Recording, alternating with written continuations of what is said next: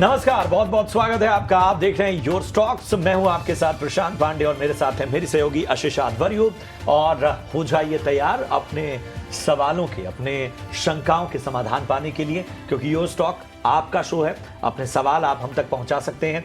तो सबसे पहले वो तरीके जान लीजिए जिसके जरिए आप अब तक का जो अपने सवाल हैं वो हम तक पहुंचा सकते हैं। तो स्क्रीन के एक हिस्से में आपको एक नंबर दिख रहा होगा। इस नंबर पर आप कॉल करके, व्हाट्सएप करके, मैसेज करके, जो भी जरिया आपको पसंद आता हो, आप हमें अपनी क्वेरी भेज सकते हैं। अपने स्टॉक रिलेटेड जो भी आपकी शंकाएं हैं उसके बारे में बता सकते हैं। लेकिन याद रखिए, जब ये शो चल रहा होता है उस दौरान अगर आप कॉल करेंगे तो हम आपकी कॉल पिक नहीं कर सकते, क्योंकि उस समय हम पहले से ही जो आपके पास आपकी जो क्वेरीज हैं उनको कहीं ना कहीं उस पर एक्सपर्ट की राय लेते रहते हैं। इसलिए बेहतर ये है कि पहले से अपने सवाल रजिस्टर कराएं। यही नहीं, सोशल मीडिया पर भी आप कमेंट करके अपने सवाल हम तक पहुंचा सकते हैं। यूट्यूब पर ये शो लाइव देखते हुए भी आप कमेंट कीजिए। हम इस शो में और बाकी शोज में भी आपके सवालों पर राय लेंगे एक्सपर्ट से। तो ये है वो तौर तरीके जिसके जरिए आप अपने सवाल हम तक पहुंचा सकते हैं। चलिए, बाजार पर अगर हम निगाह डालें तो आज 2 दिन की गिरावट के बाद छोटे दायरे में बाजार जो है वो साफ तौर पर नजर आ रहा है। निफ्टी देखिए 24,650 के स्तर को थामे हुए, और यहां पर आप देख सकते हैं बैंक निफ्टी को, तो यहां पर 100 अंकों की तेजी यहां पर देखने को मिल रही है, और 53,500 के ऊपर इस वक्त बैंक निफ्टी। अगर निफ्टी 50 गेनर्स की बात करें तो श्रीराम फाइनेंस निफ्टी 50 का टॉप गेनर, 2% से ज्यादा की तेजी। बजाज फिनसर्व देखिए यहां पर 0.25% की तेजी। हमने बताया कि तमाम जो फाइनेंस शेयर है वहां पर मजबूती नजर आ रही है। इन्फोसिस, विप्रो, चुनिंदा आईटी शेयरों में जो ब्रोकरेज की बुलिश रिपोर्ट है उसका इंपैक्ट दिख रहा है। इसके अलावा Tata steel, Apollo hospital, HCL tech जैसे स्टॉक भी आज हरे निशान में कारोबार करते हुए दबाव ट्रेंड में नजर आ रहा है। लगभग 1.25% की गिरावट। डॉक्टर रेड्डीज भी 1.25% गिरा हुआ है। एमएनएम, ग्रासिम, अल्ट्राटेक, ओएनजीसी जैसे स्टॉक 1 से 1.25% यहां पर दबाव झेलते हुए। एडवांस डिक्लाइन रेशियो आपके सामने रखते हैं। 1327 शेयर इस वक्त ऐसे हैं जो कि हरे निशान में कारोबार कर रहे हैं, जबकि 1178 शेयर ऐसे हैं मार्केट ब्रेथ में जो कि आज लाल निशान में कारोबार कर रहे हैं। तो यह है पूरा बाजार का ब्यौरा आपके सामने हमने रखा। और इन सब के बीच में जरा परिचय करा दूं, हमारे साथ आज एएस सिक्योरिटीज के लक्ष्मीकांत शुक्ला जी और फिनवर्सिफाई की ध्वनि पटेल जुड़ चुकी हैं। आप दोनों का बहुत बहुत स्वागत। Good morning. ध्वनि, सबसे पहले मैं आपके पास आना चाहूंगा। एक दायरे में है बाजार, लेकिन 24,000 अगर हम 600 के स्तर को देखें तो उसको कहीं ना कहीं थामे हुए हैं। बताइए क्या होगी इंडेक्स पर रणनीति? गुड मॉर्निंग प्रशांत जी, बाकी सबको भी मेरी तरफ से वेरी गुड मॉर्निंग। यहाँ पे इंडेक्स में निफ्टी की सबसे पहले बात करते हुए डेफिनेटली जो इवेंट के एक्सपेक्टेशन में एक वोलेटिलिटी हमने देखी थी उसके फिजल आउट यहाँ पे बाजार के अंदर वापस से नैरो रेंज के अंदर कारोबार आपको देखने को मिल रहा है। इनफैक्ट पिछले 3 सत्रों से अगर आप देखें तो उसी इवेंट कैंडल की जो यहाँ पे फॉर्मेशन हुई थी हाई और लो की, उन्हीं रेंज के बीच में बाजार के अंदर कारोबार घूमता हुआ देखने को मिल रहा है। हालांकि सपोर्ट लेवल निफ्टी के अंदर जो है वो 24,500 के स्तर के पास अच्छे से बना के रखा हुआ है, बट ऊपर की तरफ कोई भी बुलिश साइड के यहाँ पे ट्रेड्स लेने के लिए 24,850 का जो लेवल है वो ब्रीच के लिए यहाँ पे कोई भी एक ट्रेंड साइड की स्ट्रैटेजी बनाने के लिए बैंक निफ्टी के अंदर भी अगर आप देखें तो पिछले 3 सत्रों से, इनफैक्ट पिछले 4 सत्रों से यहाँ पे एक नैरो रेंज कारोबार देखने को मिल रहा है। बोरिंग कैंडल्स जो हम बोलते हैं टेक्निकल लैंग्वेज में, जहाँ पे आपका बाजार जो है वो काफी वॉलेटाइल रहता है, बट जो कंफर्मेशन जो आपका ओपन क्लोज होता है वो रेंज के 50% से भी कम का रेंज यहाँ पे देखने को मिल रहा है बैंकिंग इंडेक्स के अंदर। यहाँ पे सपोर्ट लेवल हालांकि बैंक निफ्टी में देखने को मिल रहा है 53,000 की रेंज के पास। यहाँ से सपोर्ट लेवल कायम हो चुका है, बट ऊपर की तरफ बुलिश साइड के ट्रेड्स के लिए बैंक निफ्टी को 54,000 का लेवल जो है वो उसको ऊपर की तरफ ब्रीच करना काफी इंपॉर्टेंट हो जाएगा।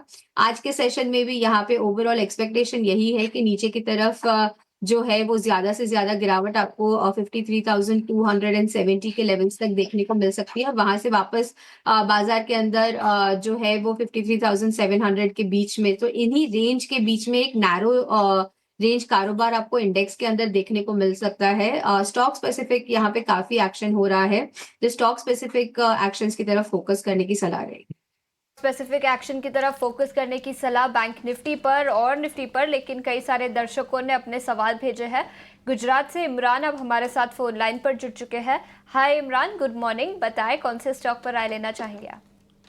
मैडम, बजाज हाउसिंग फाइनेंस के बारे में है और ये मतलब ये प्राइस के आसपास ही रहता है। कल कुछ इन्वेस्ट होगा ऐसी न्यूज मिल रही है, ठीक है, 11 तारीख को, और 12 तारीख को लॉक इन पीरियड भी खत्म हो रहा है। तो क्या करे वो पता नहीं है, क्योंकि 10% नीचे ऑलरेडी जा चुका है। जब से मैंने बात किया 143 पे लिया, उसके बाद नीचे भी 10% गिर चुका है। तो अभी क्या करे, कल कुछ इन्वेस्ट की भी न्यूज आ रही है और 12 तारीख को लॉक इन पीरियड भी खत्म हो रहा है। तो क्या करे, निकल जाना चाहिए, रहना चाहिए, क्या करे? ठीक है, लक्ष्मीकांत जी आपसे पूछना चाहूंगी, बजाज हाउसिंग फाइनेंस 144 के दाम पर उन्होंने खरीदे हैं। हाल ही में लिस्ट हुई थी कंपनी, एंकर लॉक इन है, जो खुलेगा तो शायद थोड़ा सा सेलिंग प्रेशर भी दिखाई दे सकता है। बजाज हाउसिंग फाइनेंस चार्ट्स पर देखें तो क्या राय होगी?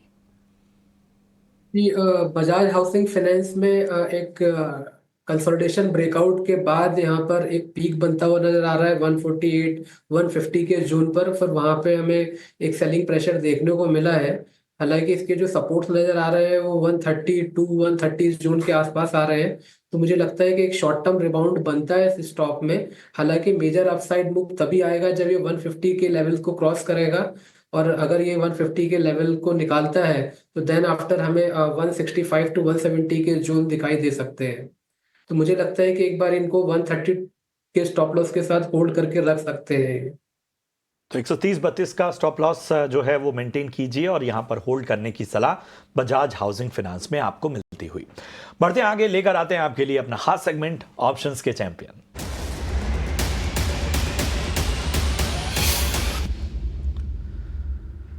और हमारे साथ एंजल वन से देवांग शाह जुड़ चुके हैं। Devang, good morning. बताइए आज ऑप्शन की रणनीति क्या होगी?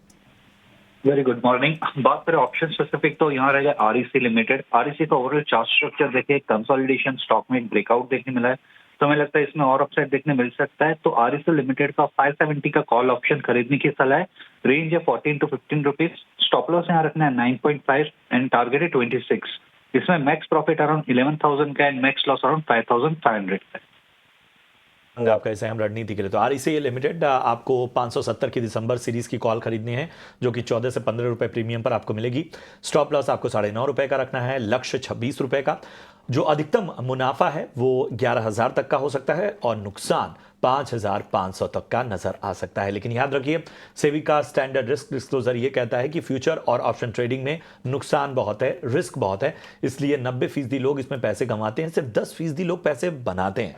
इसलिए सोच समझ कर निवेश करें और वित्तीय सलाहकार की मदद जरूर लें। बीच हीरा जायसवाल ने व्हाट्सएप पर अपना सवाल भेजा है केईआई इंडस्ट्रीज पर। उनके पास 150 शेयर है जो उन्होंने 279 रुपीज़ प्रति शेयर के दाम पर खरीदे थे। केईआई इंडस्ट्रीज पर उनका सवाल, काफ़ी अच्छा प्रॉफिट उनको इस पोजीशन पर हुआ है। स्टॉक अभी 4,500 के आसपास है। 150 शेयर है उनके पास। लक्ष्मीकांत जी, क्या राय होगी आपकी इस स्टॉक पर? केआई इंडस्ट्री में एक आरएसआई का पॉजिटिव डाइवर्जेंस देखने के बाद अच्छी खासी तेजी देखने को मिली थी, और वहां से ये अपने प्रीवियस स्विंग हाई की तरफ बढ़त बनाता हुआ नजर आ रहा था। 4,725 इसका अपकमिंग हर्डल है, और मुझे लगता है कि ओवरऑल पॉजिटिव मोमेंटम बरकरार रहेगा जब तक ये स्टॉक 4,200 के ऊपर सस्टेन करता है। और जैसे ही आने वाले समय में ये 4,725 750 के लेवल्स के ऊपर सस्टेन होता है, तो वहां से हमें फिर से एक अपर साइड ब्रेकआउट देगा जो कि इस स्टॉक को 5,000 तक ले जा सकता है। मुझे लगता है कि इनको एक बार स्टॉप लॉस ट्रेल कर लेना चाहिए और टूवर्ड द लेवल्स ऑफ 4,200, और पेशेंस के साथ थोड़ा वेट करें, और जैसे ही ब्रेकआउट आता है तो वहां से फिर अपर साइड के लेवल्स दिखाई दिए जा सकते हैं केआई इंडस्ट्री में। तो ये है केआई इंडस्ट्रीज पर आपको अहम सलाह, लेवल्स का विशेष रूप से ध्यान रखिए। मुकेश रंजन बेहरा साहब हैं उड़ीसा से। मुकेश जी नमस्कार, और बताइए सबसे पहले तो उड़ीसा का मौसम इस वक्त कैसा है, और भगवान जगन्नाथ की धरती से आपने हमें कॉल किया है, तो बताइए किस स्टॉक पे आपका सवाल है? जय जगन्नाथ सर। जय जगन्नाथ। मैं उड़ीसा से बोलता हूँ, मुकेश रंजन बेहरा जी। मेरा ओला इलेक्ट्रिक पे 67 शेयर 8,500 का शेयर है। अरे वाह, बड़ा ही शानदार स्तरों पे आपने खरीदारी की हुई है, और मुझे लगता है कि ध्वनि इन्होंने हाल फिलहाल की रैली का बहुत ही शानदार फायदा उठाया है। 67 रुपए की खरीदारी है। लॉन्ग टर्म का व्यू है, 4 ईयर में रखना चाहता हूँ। चलिए चलिए, बहुत खूब बहुत खूब। चलिए ध्वनि जरा बताइए, ओला इलेक्ट्रिक में क्या राय होगी इनको? 67 रुपए, 67 की इनकी बाइंग है और अभी इनको कोई हड़बड़ी नहीं है, 3 से 4 साल रख सकते हैं ये। जी बिल्कुल प्रशांत जी, इसमें होल्ड करने की ही सलाह रहेगी। इनका जो खरीद भाव है वो काफी नीचे के स्तर का है और वहां से हमने वापस ट्रेंड रिवर्सल देखा है स्टॉक के अंदर, जहां पे अभी लिस्टिंग के बाद इसके अंदर एक गिरावट देखने को मिली थी, बट हाल फिलहाल में बॉटम बना के वापस एक अपवर्ड मोमेंटम इसके अंदर देखने को मिल रहा है। तो बने रहे नीचे की तरफ और ट्रेलिंग स्टॉप लॉस की सलाह दूंगी, जहां पे 87 के लेवल्स के पास इनको अपना स्टॉप लॉस जो है वो ट्रेल कर लेना चाहिए। मोमेंटम जो है वो यहाँ पे पॉजिटिव साइड देखने को मिल रहा है। हालांकि ज्यादा टेक्निकल डेटा है नहीं तो ज्यादा कमेंट नहीं कर पाएंगे, बट ऊपर की तरफ में जितना डेटा अवेलेबल है उस हिसाब से 120 तक का लक्ष्य ऑन द शॉर्ट टर्म देखने को मिलेगा। लॉन्ग टर्म के लिए डेफिनेटली यहाँ पे प्रोस्पेक्ट आपको ज्यादा देखने को मिल सकता है। बिल्कुल, तो ये नजरिया ओला इलेक्ट्रिक पर, लेकिन इसके अलावा कन्नू लालवानी हमारे साथ फोन लाइन पर जुड़ चुके हैं। हाय, गुड मॉर्निंग, बताएं कौन से स्टॉक पर राय लेना चाहेंगे? Good morning madam, good morning. मेरे को जी एंटरटेनमेंट के बारे में थोड़ा जानकारी चाहिए था मैम। मेरे पास में 5000 प्लस होल्डिंग है। ओके, कितने दाम पर खरीदे थे? मेरा एवरेज प्राइस है मैम 143। 235 में कुछ स्टॉक लिया था, फिर उसको एवरेज आउट करके 143 मेरा एवरेज आया है अभी। ठीक है, और कितने समय तक आप होल्ड कर सकते हो? सर मैम होल्ड कर सकते हैं मैम, 6 महीने, 8 महीने, साल, 2 साल।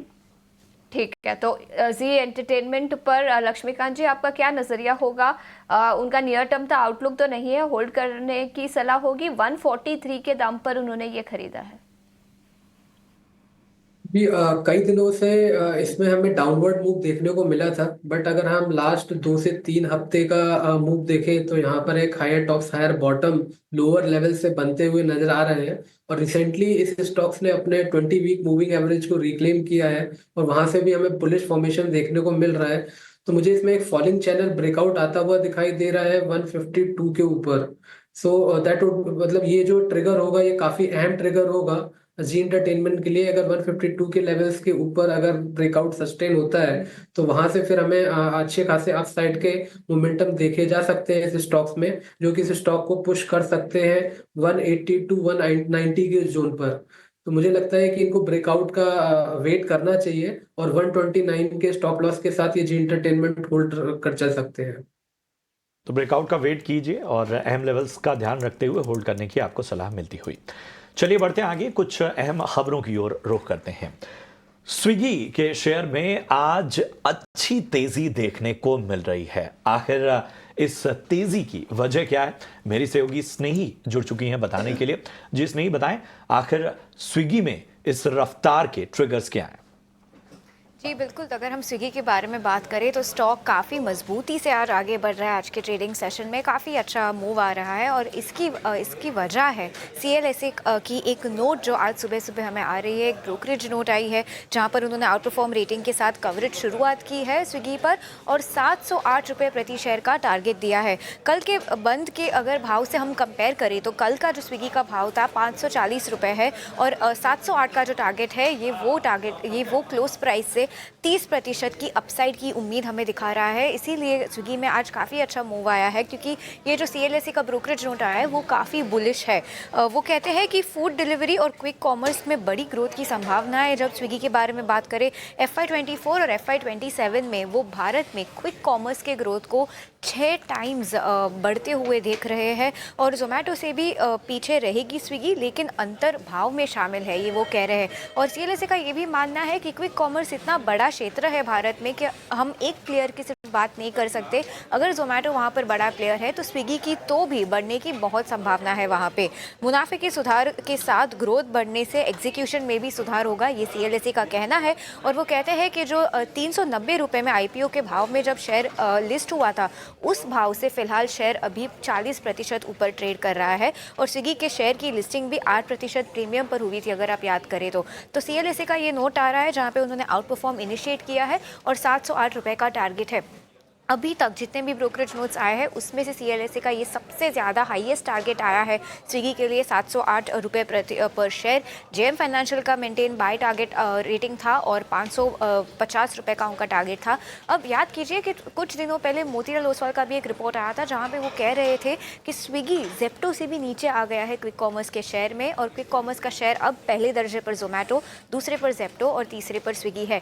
उस न्यूज़ फ्लो के बाद CLSA का ये रिपोर्ट देखकर मार्केट में काफ़ी उम्मीद फैल चुकी है स्विगी के स्टॉक के बारे में कि अब मार्केट शेयर की भी रिकवरी कुछ हद तक हो सकती है। तो जी हाँ, काफ़ी बुलिश ब्रोकरेज नोट है CLSA का स्विगी पर, और उस कारण स्विगी का स्टॉक आज बहुत ही बेहतर परफॉर्म कर रहा है।